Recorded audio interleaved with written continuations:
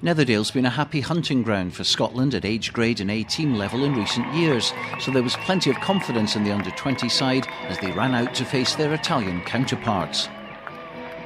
And with impressive backs of the calibre of centre Mark Bennett, fly-half Tommy Allen and winger Damien Hoyland, we were looking forward to plenty of running rugby. And early on, Tommy Allen took a quick tap penalty when Italy were expecting a shot at goal. Mark Bennett took the pass and tried to burrow over. Italy defended well, and local gala favourite Russell Anderson picked up and almost managed to get over for an early try. The ball was held up, but good enterprising play from Scotland, who are led this season by 18-year-old Johnny Gray, brother of Scottish international Richie, and a talented lad who many are tipping to play with Richie in the second row in the near future in the full Scotland setup. The Italians are traditionally good up front, and the pack they brought to Scotland were certainly going to be a handful for the Scots to cope with. They played France under-20s the week before and were more than a match for the French, with play like this gaining them plenty of territory. Sami Paniccio, Alain Morricone and Pietro Ferrari were making up the front row, and in the boiler house, Michel Andreatti and Andrea Trotto, with the talented David Rampelli, Maxine Mbanda and captain Jacopo Salvetti making up the back row. And while there's plenty of beef in the pack, they can shift across the park too when called on, and here's Trotto making a break for the line, but not getting his pass on target.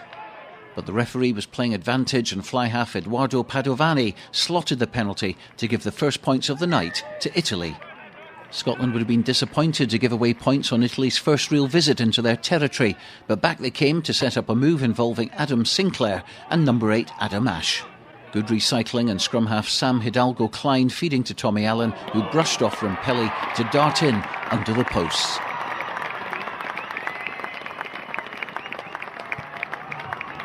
The standoff, who plays for Western Province, was thrilled with that. A nice jink to get past Rampelli, and he wasn't going to be caught from there as he put the ball down between the sticks.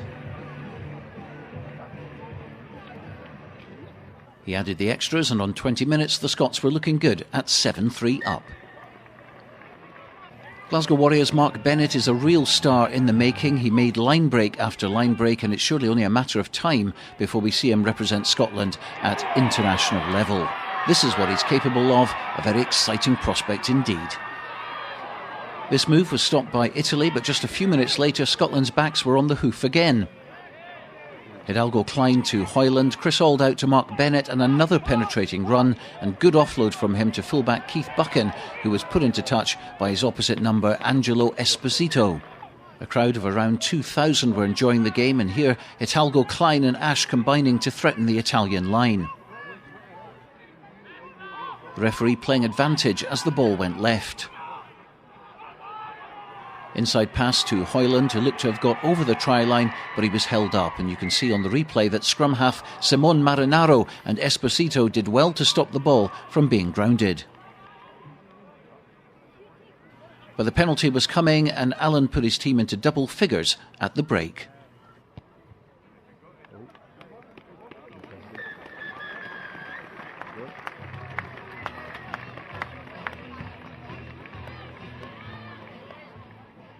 Into the second half, and getting the first score would be hugely beneficial to the Scots, and once again we got to see what Mark Bennett can do.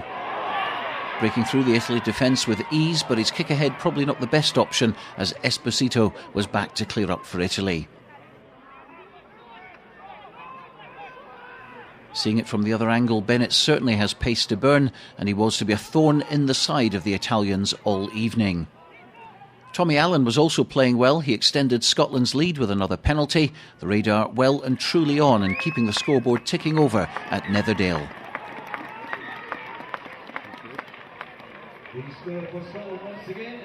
Moments later, Scotland found themselves once again in Italian territory.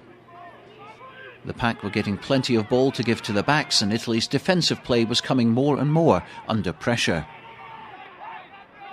They slowed the ball down, and at the bottom of this ruck was Marcelo Violi, who was guilty of a professional foul. Referee Ian Tempest from the RFU spotted what he was doing, and despite a bit of pleading with the ref, he was shown the yellow card, and Italy were down to 14 men, and 3 points further behind thanks to the reliable boot of Tommy Allen. Allen had scored all 16 points for Scotland, but a leg injury meant Alex Haggart from Aberdeen would replace him. and Haggart instrumental in Scotland's next score from winger Damien Hoyland.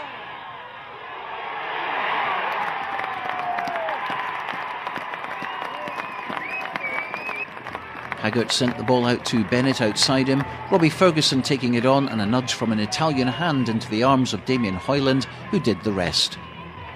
And Haggart's touchline conversion made it 23-3 to the Scots going into the final stages. Italy's charge down here went straight to Stirling's Rory Hughes, who beat David Odietti's tackle before being brought down. But replacement number 9, Ali Price, got things moving again and Scotland put another couple of phases together. And it's not just the backs who know how to line break. Prop Phil Kringle, who plays his rugby for Stu Mell, got the fans excited with this run up the park. Another phase and quick ball from Price to Haggart, and it looked as if Bennett would get a well-deserved score for his evening's work, but the pass was forward and it wouldn't count. By now Scotland were throwing the ball about at will. Bennett had another chance to get on the score sheet, once again finding chinks in Italy's armour, but Esposito put in a crunching tackle, saving his team from conceding another try. Up the other end, and a glimpse into what the Italians are capable of if they get the chance. They won a good solid scrum 5 metres out from the Scottish line, and their powerful number 8 Maxime Mbanda managed to breach the Scottish defence to scramble over for a try. As you can see from the replay from this angle, it looked as if he was stopped short, but Mr Tempest had the better view, and that was 5 points to Italy.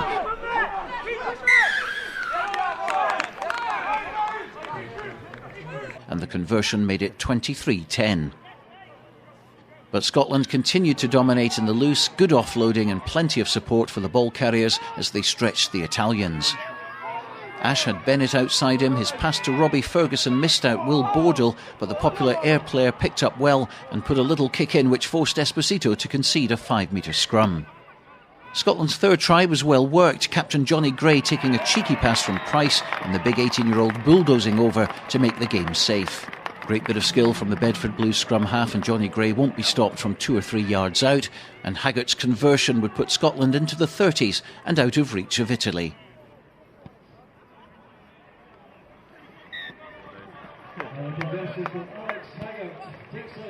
But up the other end, Gray made his only mistake of the match, a bad pass picked out by centre Michel Campagnaro, who accepted the gift, running in to score under the posts.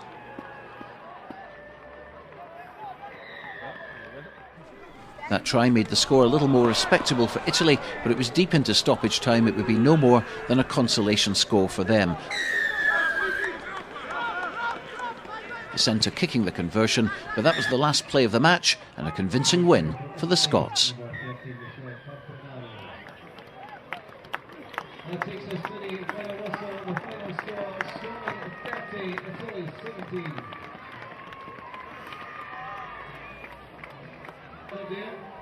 We've been working hard all week and disappointing to lose last week against England, so we've just been building from there and it showed tonight. A lot of mistakes, but the pace was very high, and I suppose it did seem to get better as the match went on. Yeah, well, we thought that we were fitter than them from the start, and we tried to work and use that to advantage. We just tried to lift the tempo as quickly as we could, and again, it worked. Our defence was unbelievable, and Simon Cross is doing a fantastic job there.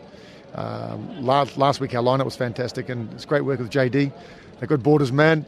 You know, and again, a great coach, 2 great young coaches that I'm delighted to be working with, and you know the players are slowly gelling. It's Ireland here, fantastic, and same time, same place, 2 weeks tonight, and boys, we're looking forward to that. Ireland will be. We can't afford to give away 6 penalties in the first 15 minutes and be in the game. Ireland will punish us that way, so discipline's been a problem.